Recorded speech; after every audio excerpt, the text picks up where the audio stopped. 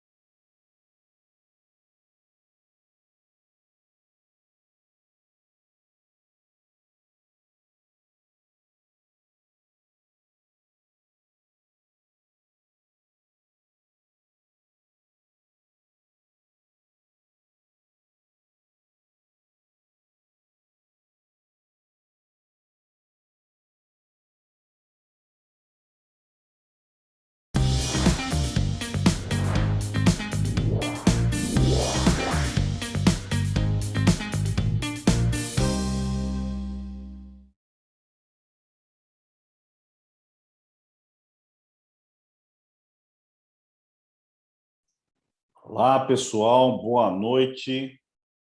Só um minutinho que eu estou ajustando uma coisinha aqui. Espero que todos vocês estejam muito bem. Vamos falar aqui um pouquinho sobre o Guia PMBOK 7ª edição e como ele impactou o exame PMP. Muita gente acha que ainda não está impactando, mas já impactou. Estou vendo aqui o Eduardo, o Fernando, o Jânio. Uma boa noite. Espero que vocês estejam muito bem. Vou já projetar aqui a minha tela e vamos ao que interessa, que vocês certamente estão curiosos. Deixa eu aproveitar e perguntar para vocês que estão aí conectados já. Deixa eu abrir aqui o bate-papo para eu poder enxergar a resposta de vocês. Se alguém quiser abrir também e falar, não tem problema nenhum, tá? Se vocês já viram alguma coisa sobre o Guia PMBOK 7ª edição, se vocês têm algum conhecimento sobre ele.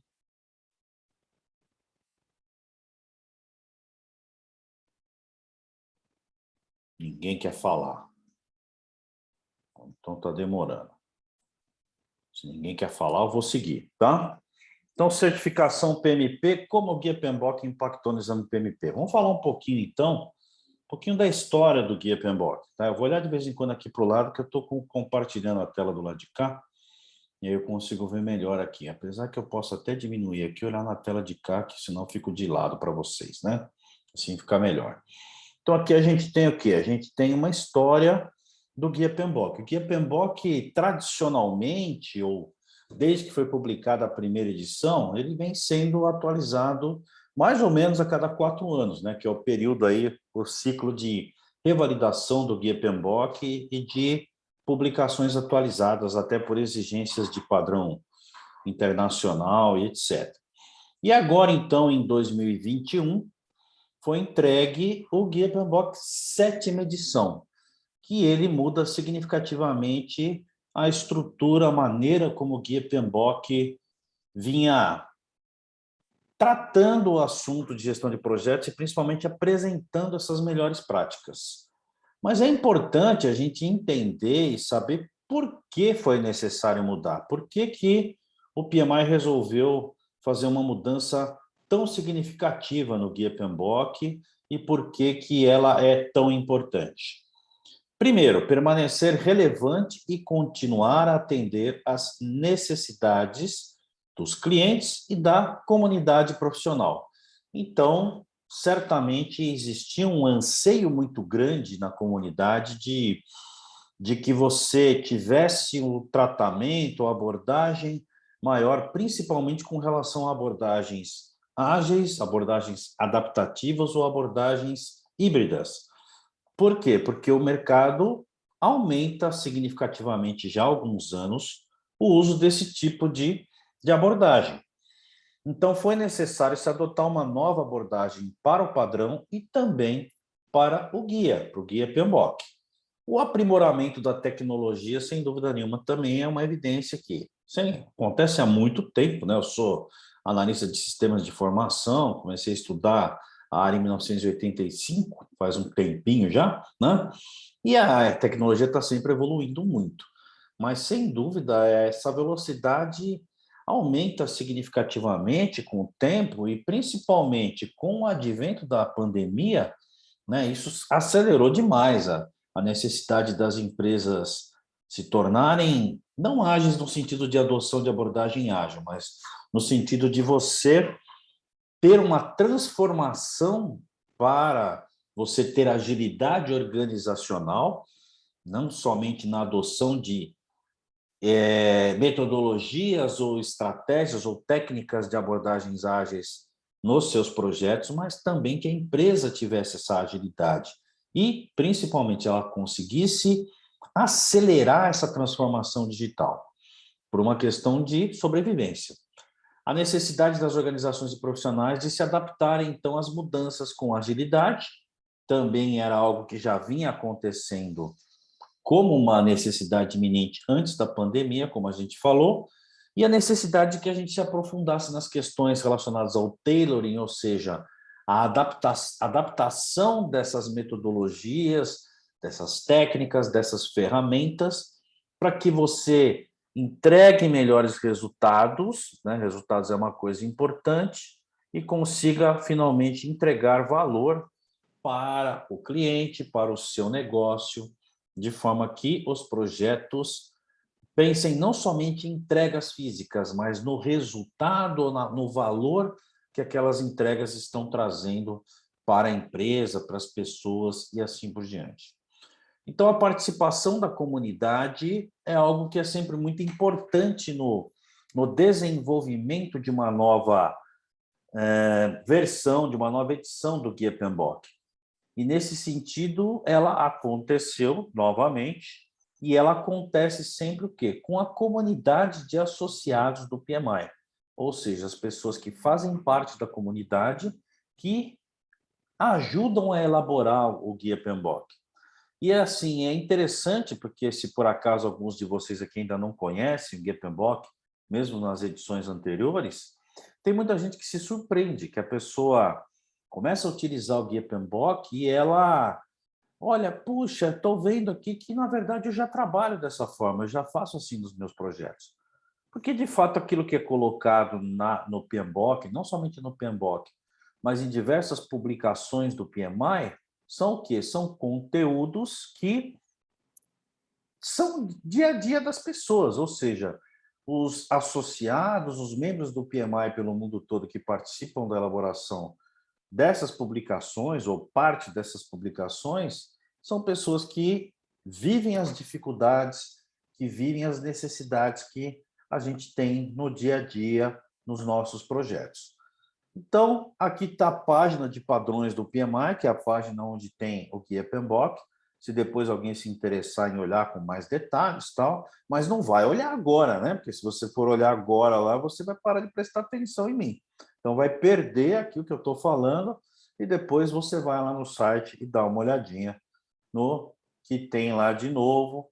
Mas eu vou falar algumas coisas aqui, sem dúvida nenhuma. A proposta da palestra de hoje é falar sobre também o que mudou e como isso impactou no exame. Então, aqui tem uma visão geral, eu vou dar um zoom nisso depois. Essas são as principais mudanças, essa é uma imagem que foi publicada pelo PMI, já vinha sendo publicado desde do ano passado, em que a gente tem o quê? A gente tem aqui uma comparação entre a sexta edição, que é a edição anterior, e agora a sétima edição do Guia PMBOK. Mas vamos olhar cada um desses aspectos aí. Primeiro, com relação à abordagem geral. Quais são as mudanças, então? Tem uma tradução aqui embaixo, uma tradução livre, tá? Então, o primeiro aspecto é que o Guia PMBOK sexta edição, ele é prescritivo e não descritivo, ou seja, ele diz o que você precisa fazer, e não necessariamente os detalhes de como você vai fazer isso. Você tem uma ênfase no como, mas não no que ou no porquê de você estar fazendo aquilo.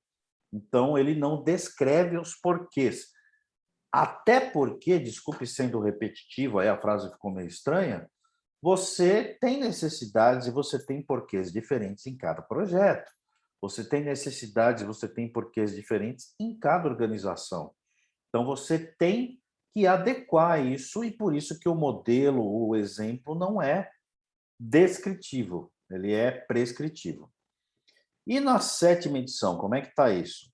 Tem princípios para orientar a mentalidade, ações e comportamentos, refletidos em corpos de conhecimento para entrega de projetos, Lean, ágil, design centrado no cliente, etc. Então, você tem uma mudança de enfoque. A estrutura do Guia PMBOK, desde a primeira edição até a sexta edição, é uma estrutura baseada em processos, baseada em áreas de conhecimento e processos dentro delas. E você tem, a partir da 7ª edição, então, o primeiro nível, quando a gente está tratando de projetos, é um nível de princípios, ou seja, princípios que orientam uma mentalidade, que orientam as ações, que orientam os comportamentos que os gestores de projeto e as pessoas que estão participando dos projetos devem ter. Então, elas são são orientações, como está dizendo a palavra, não tem outra palavra para dizer isso, para qualquer tipo de projeto. Então, isso começa por aí, a nova mentalidade. Base para o design é o próximo aspecto. Então, na 6ª edição, como eu havia dito, a gente tem processos específicos que convertem entradas em saídas, utilizando o quê? Ferramentas e técnicas. Então, eu tenho uma entrada, vamos fazer ao contrário, tenho entradas, eu vou ter um processamento aqui dessa entrada, usando ferramentas, usando técnicas, eu vou produzir, ou seja, eu vou ter uma saída, eu vou produzir alguma coisa diferente da entrada. Isso é processo. E é focado, então, no processo de orientação mais voltada para conformidade, ou seja, atender requisitos, estar conforme com requisitos de produto, de qualidade e assim por diante. Na 7ª edição, a gente tem domínios e interação, áreas de atividade interdependentes com resultados de desempenho. Então, são domínios de desempenho, bem como uma visão geral das ferramentas, técnicas, artefatos e estruturas comumente usados. Mas agora as ferramentas, as técnicas, os artefatos não estão associados diretamente a processos. Eles estão associados a domínios de desempenho. Já já você vai entender isso melhor. E o foco é, então, como a gente já havia falado, nos resultados do projeto, além das entregas. Então, a responsabilidade, a visão das pessoas que estão participando dos projetos a partir da 7ª edição tem que ser uma visão de como eu estou entregando o resultado, como eu estou agregando valor para o meu negócio, como eu estou agregando valor para o meu cliente, seja esse cliente interno ou um cliente externo. Com relação ao ambiente do projeto, é igual, permanece igual. Tem um ambiente interno e externo. Com relação a projetos aos quais se aplica. Então, quando a gente fala da 6ª edição, que é o seu lado esquerdo aí, então, estamos falando da maioria dos projetos, na maioria das vezes ou das situações. Quando estamos falando da 7ª edição, isso se aplica àquele conhecimento, aquilo que está sendo abordado na 7ª edição, se aplica a qualquer tipo de projeto. A audiência-alvo. Até a 6ª edição, principalmente, ele era voltado, ou seja, o Guia PMBOK 6ª edição era voltado para gerentes de projetos. Na 7ª edição, qualquer um envolvido no projeto, com foco específico nos membros do time e nas funções do time, incluindo líderes do projeto, patrocinador e o Product Owner, se você estiver trabalhando com uma abordagem que tem esse papel. O grau de mudança.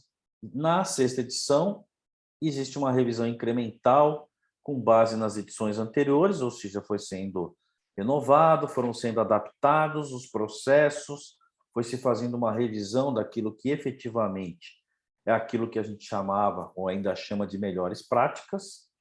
E na 7ª edição ele é baseado, então, em princípios. Para quê? Para refletir o cenário de entrega de valor total. E por último, e não menos importante, a gente tem orientação para o tailoring e adaptação. Na sexta edição, nós temos referências à adaptação, mas nenhuma orientação específica com relação a isso. Ou seja, como é que eu faço tailoring de uma maneira geral. No caso da sétima edição, nós temos uma orientação específica de adaptação que é fornecida no próprio guia. Ou seja, existe um capítulo específico falando somente sobre o tailoring, sobre adaptação.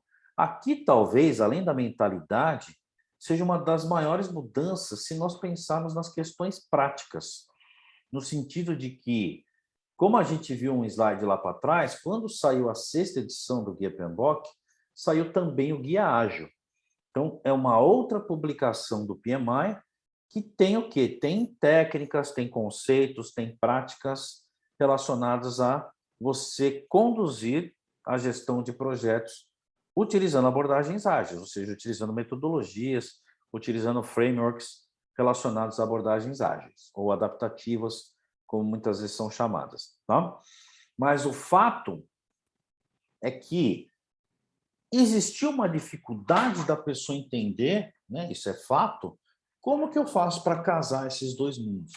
Então, para que você conseguisse utilizar isso de maneira eficaz, você tinha que entender muito bem os dois mundos, o mundo do preditivo, que é o tradicional, e o mundo da agilidade, de forma a conseguir compor, por exemplo, uma abordagem híbrida que pega um pouquinho de cada uma delas, ou um pouco mais de uma, um pouco mais de outra, enfim, está utilizando algo que não é específico de uma determinada abordagem. Então, a abordagem, na sétima edição, o foco é nos resultados e no valor gerado. Então, pode ser um ganho financeiro, podem ser melhorias sociais, pode ser um bem público, etc.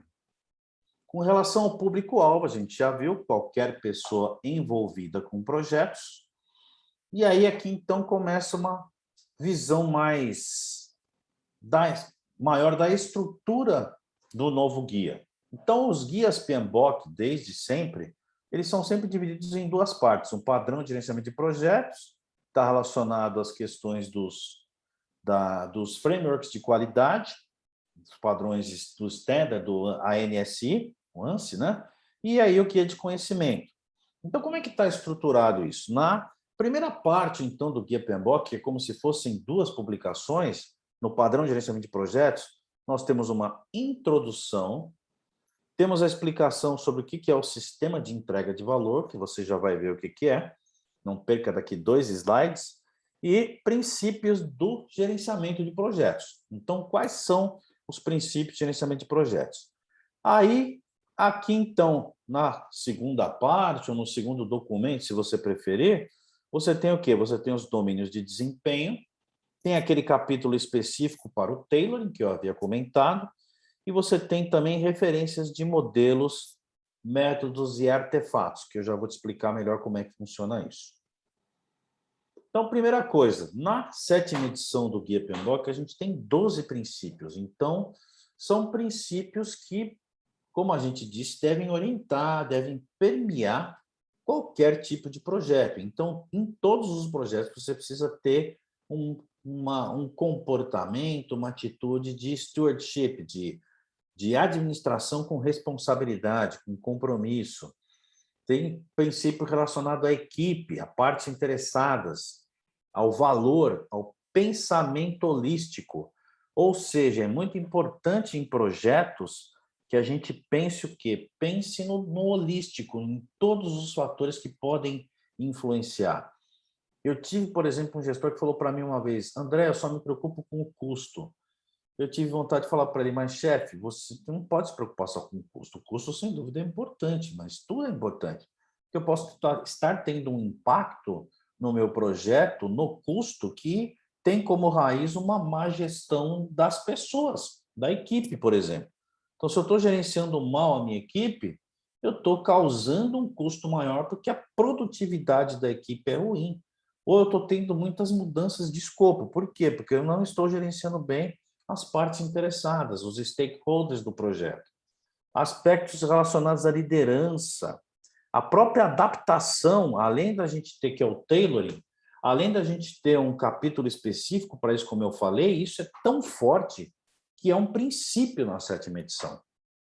A qualidade, a complexidade do projeto, princípios relacionados a oportunidades e ameaças, que são os riscos ou a incerteza do projeto, adaptabilidade e resistência, e habilitar mudanças. Tem muita gente que fala assim, não, tem que fazer desse jeito porque está escrito no guia PMBOK que tem que ser assim. Então, se eu fiz o plano do projeto, não pode mudar. Está errado, essa pessoa não entendeu direito a mensagem. Não é que você não pode mudar, você não pode perder o controle sobre as mudanças. Se você perder o controle do que está mudando, daquilo que precisa mudar no seu projeto, você vai ter problemas. Então, você precisa fazer uma boa gestão das mudanças. E aí nós temos os domínios de desempenho. Então, são 8 domínios de desempenho. Partes interessadas, então, em equipe, além de serem princípios, são também domínios de desempenho.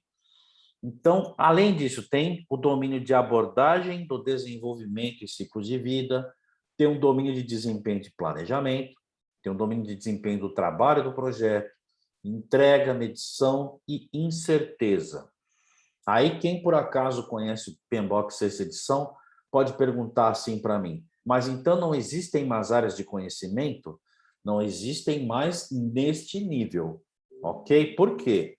Porque uma das grandes surpresas nesse momento de transição que já se concretizou da 6ª edição do Guia PMBOK para a 7ª edição do Guia PMBOK, a surpresa é que o Guia PMBOK 6ª edição não deixou, repito, não deixou de ser uma referência. Ele continua disponível e continua sendo uma referência importante. Você também já vai entender como que isso funciona.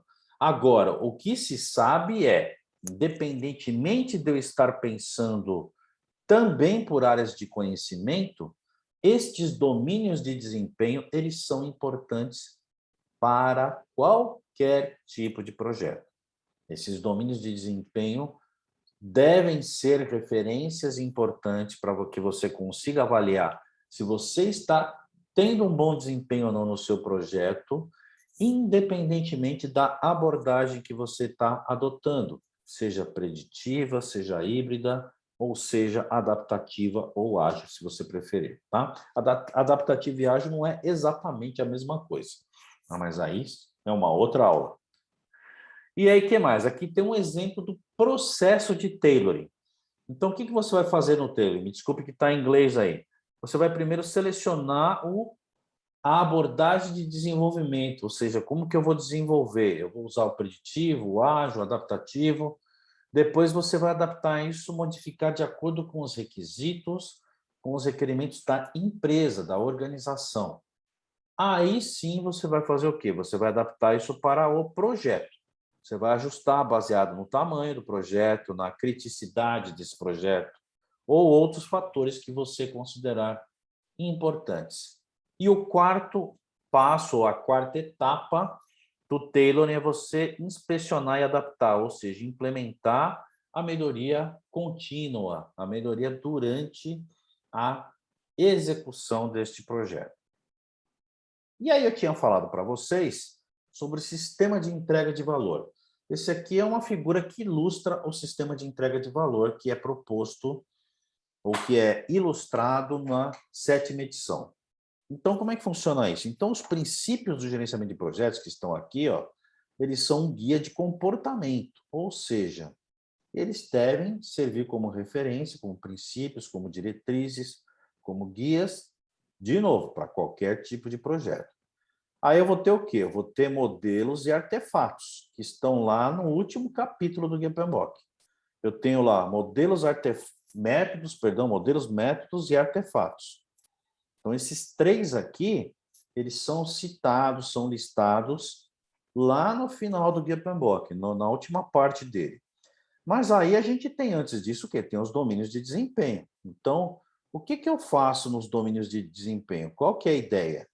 A ideia é que esses domínios de desempenho, norteados pelos princípios do gerenciamento de projetos, eles vão ajudar você a nortear, né? Mas vamos mudar a frase, conduzir de maneira eficaz os seus projetos de forma que você possa olhar para os modelos, para os métodos que servem de referência ou que estão disponíveis como referência, seja no Guia PMBOK, nas publicações do PMI, no PMI Standards Plus, que eu vou falar no próximo slide, ou qualquer outra referência.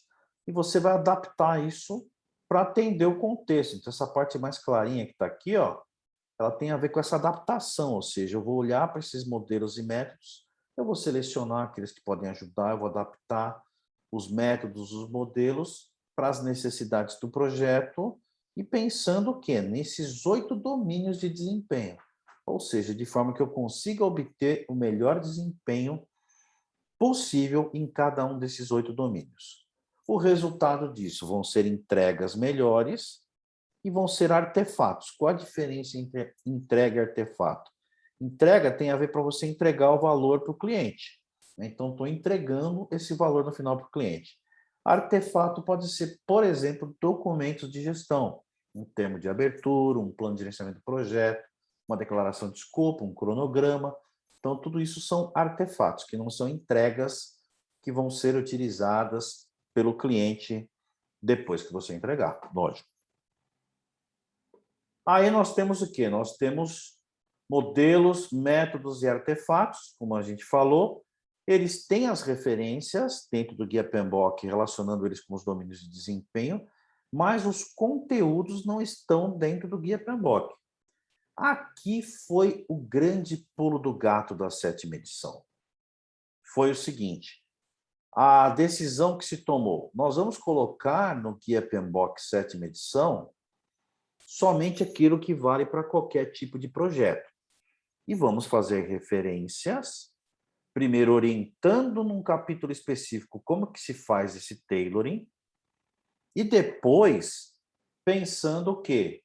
Nos diversos domínios de desempenho que eu tenho ali disponíveis, quais seriam os modelos, os métodos, e quais seriam os artefatos que eu vou usar como referência, e quais seriam os artefatos que eu vou produzir como saída para os projetos. Mas aí tem o seguinte, isso ainda não pensando em você ter especificidades de acordo com as escolhas que você fez.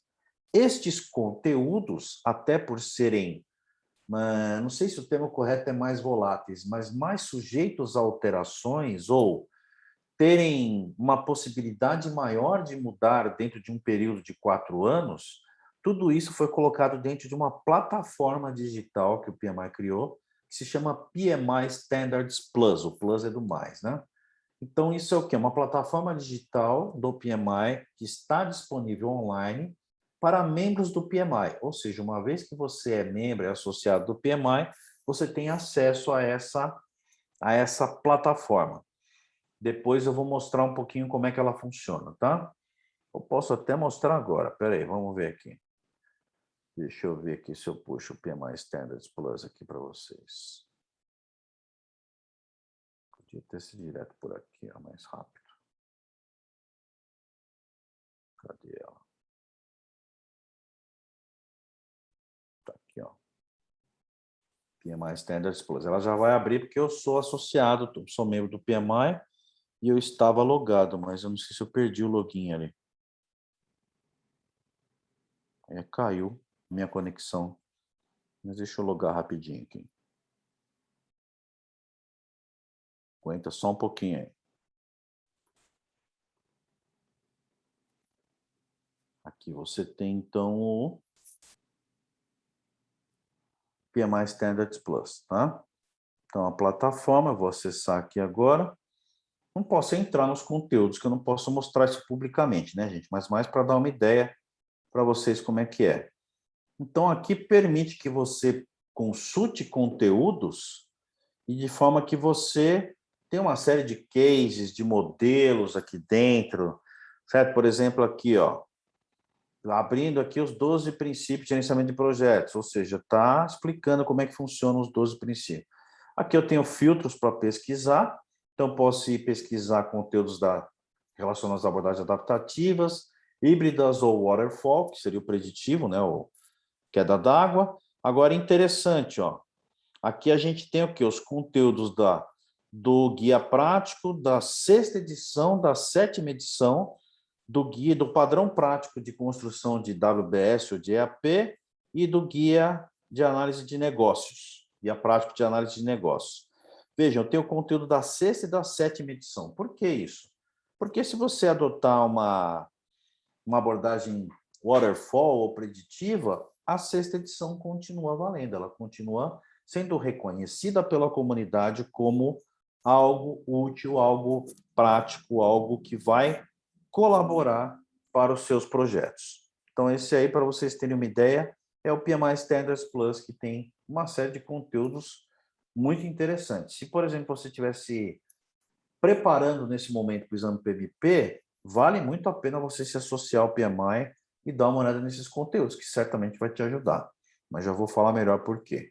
Então, a 7ª edição do Guia PMBOK, ela é mais holística, ou seja, ela trabalha mais integrada e menos dependente, entre aspas, o dependente da abordagem que você vai adotar para gerenciar os seus projetos. Ela é muito mais flexível, ela tem uma maior abrangência e ela tem uma estrutura que apresenta uma adaptabilidade muito maior para você utilizar os diversos recursos que você pode ter na tua mão como base para você gerenciar os seus projetos. Vou falar rapidamente sobre a certificação PMP para a gente poder ilustrar algumas informações. Tá? Então, a certificação PMP ela existe desde 84, ela é reconhecida como uma das certificações mais importantes e mais valorizadas do mercado. E aí o exame, então, mudou a partir de janeiro de 2021. Então, ele continua utilizando como referência a 6ª edição do Guia PMBOK e o Guia Ágil do PMI, que são esses dois que estão aí na sua imagem. Aí você pode perguntar para mim, mas então, professor, por que você está fazendo um webinar falando sobre a influência da 7ª edição sobre o Guia PMBOK, se ainda eu abri lá na página do PMI e lá diz que ainda a 6ª edição é uma referência para o exame PMP.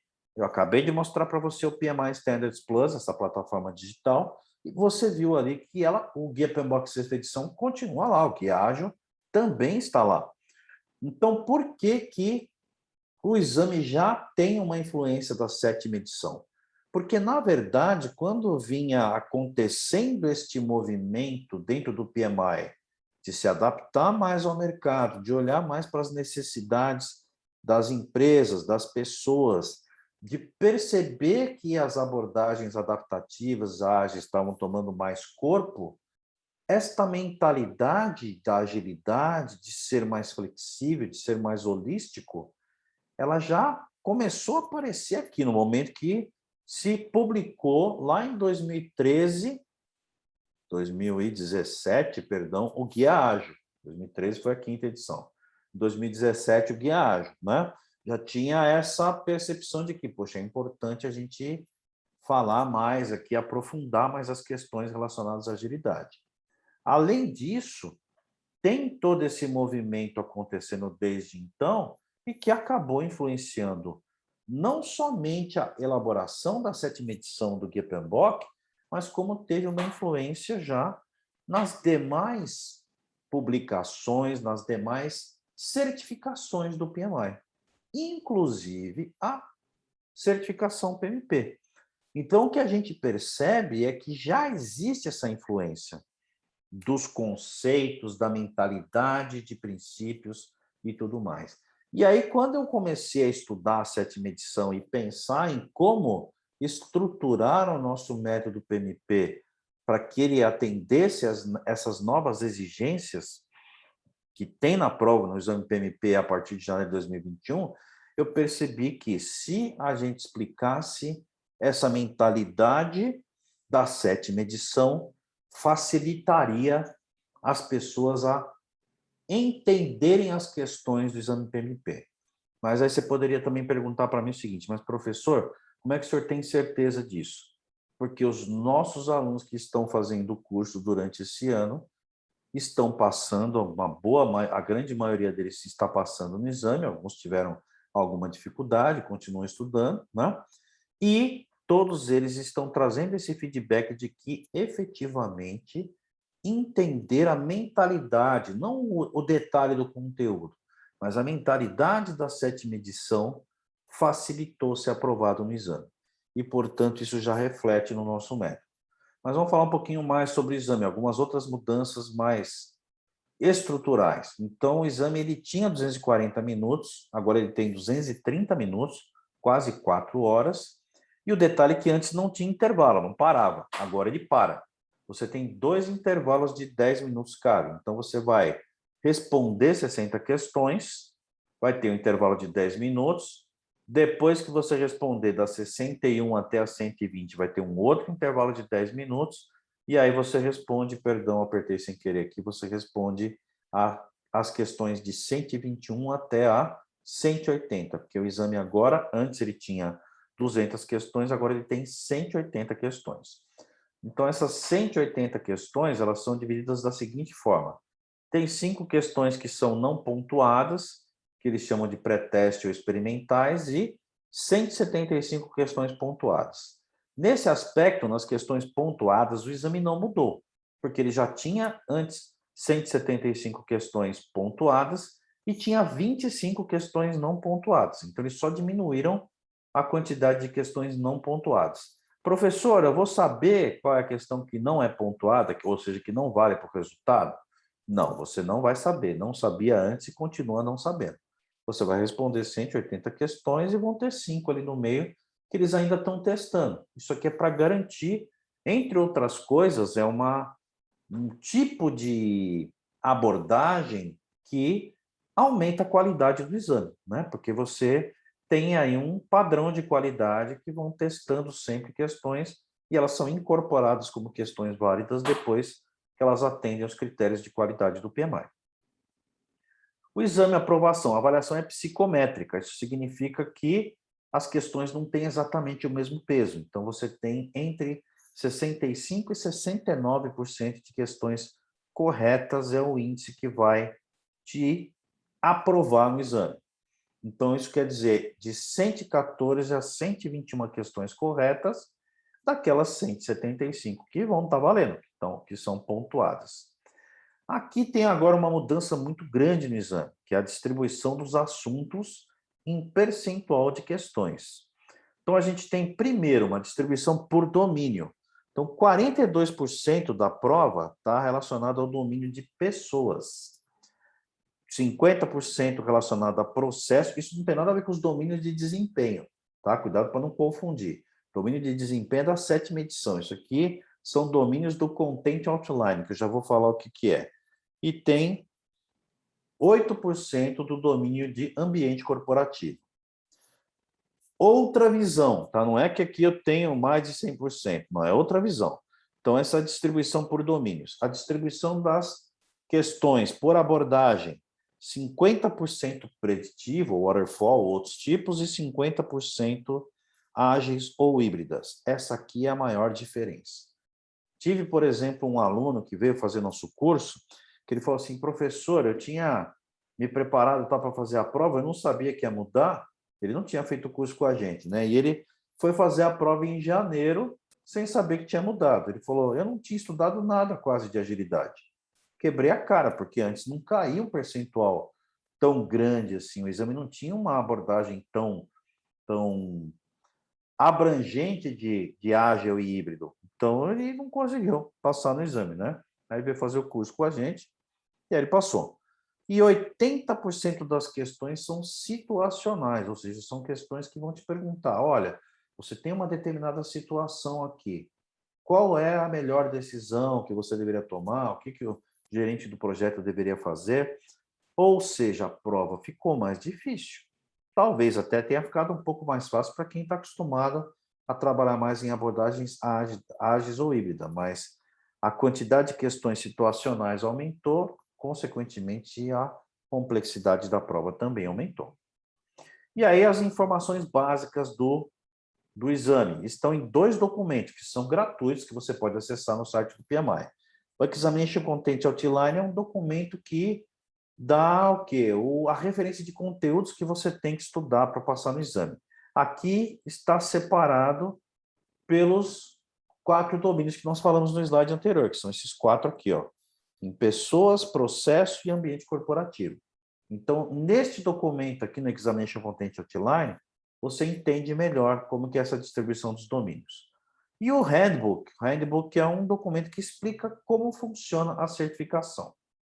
Se você resolver fazer nosso curso, parceria nossa aí da EasyBox com a Amazoline, você, perdão, você vai ter toda a explicação de como isso serve como referência para o seu exame. Ó, estão colocando, a Jennifer está me ajudando aí.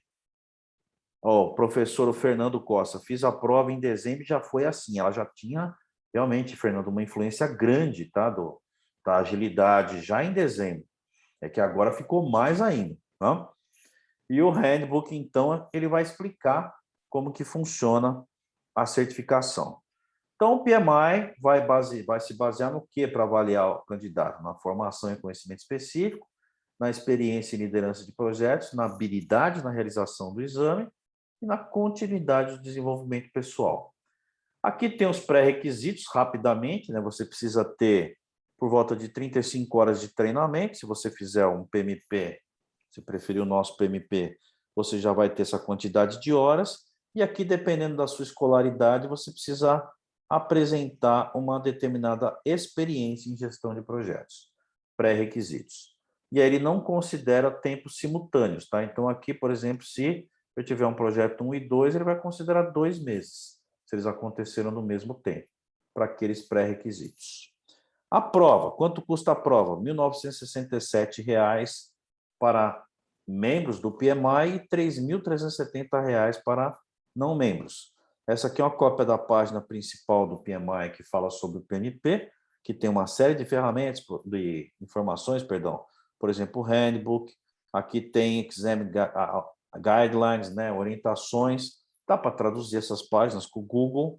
Aqui o que eu destaquei para vocês é que você tem R$ 1.403 de diferença de um preço para o outro, e para você se associar, para se tornar membro do PMI, você vai pagar R$ 688. Ou seja, se você for fazer exame PMP e se associar ao PMI, além de ter acesso a todas as edições do Guia PMBOK, ao Guia Ágil, ao PMI Standards Plus, que é aquela plataforma digital que eu mostrei para você, entre N outras coisas, que esses que eu comentei são muito importantes se você estudar para o exame, além de tudo isso, você vai economizar R$ 715. Então, vale muito a pena. Eu não ganho comissão do PMI, não, tá? Então, aqui, se você for estudante, mais ainda, você vai economizar R$ 1.248, porque estudante paga R$ 155 para se associar ao PMI.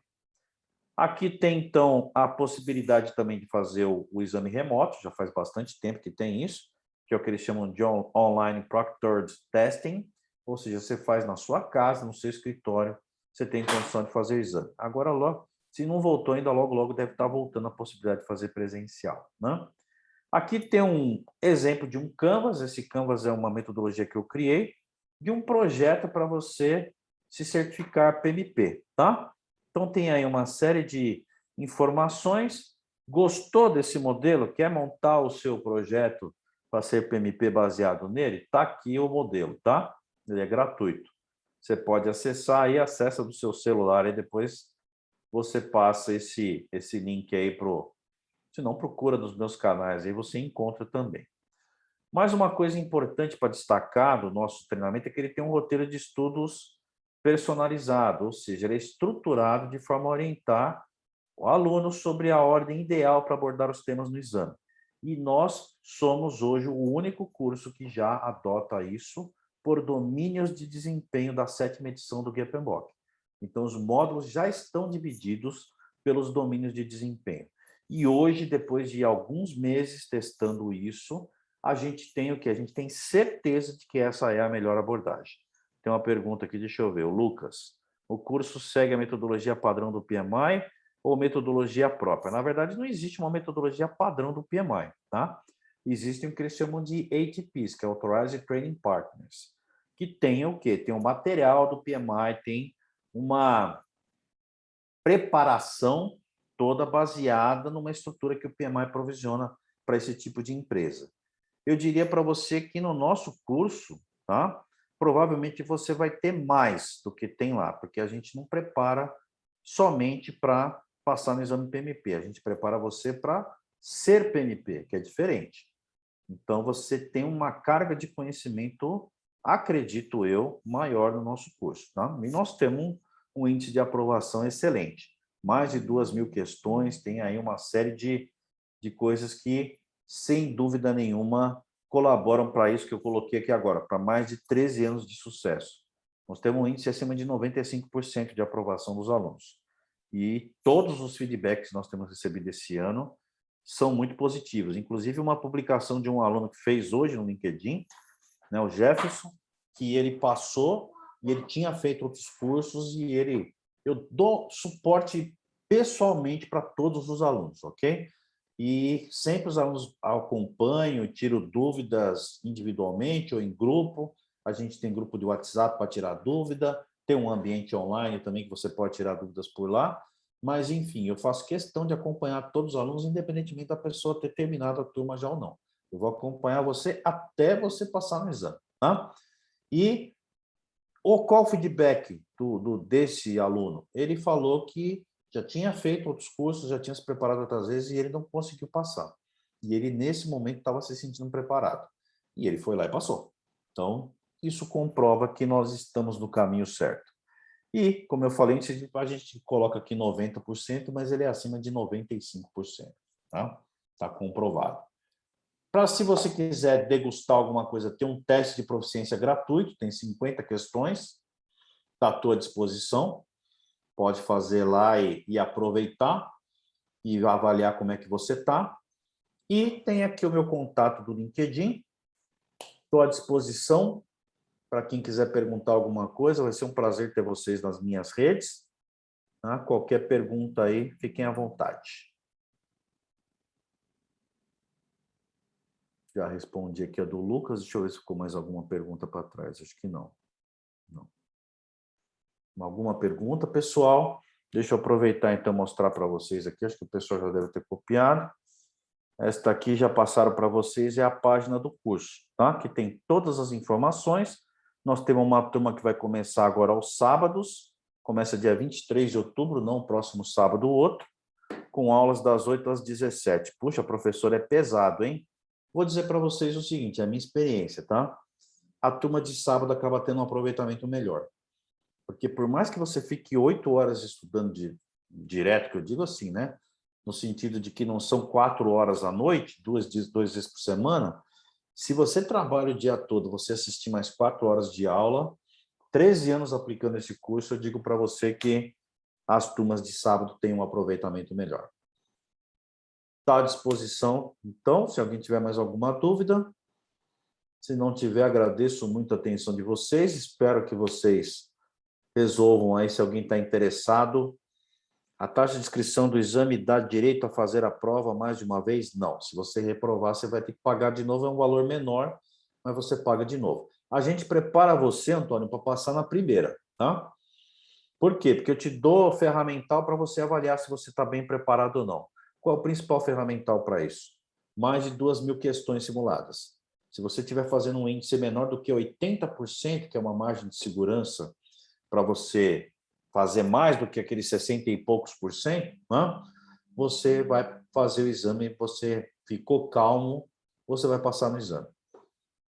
Então, a grande maioria dos nossos alunos não faz a prova 2 vezes, faz uma vez só e passa.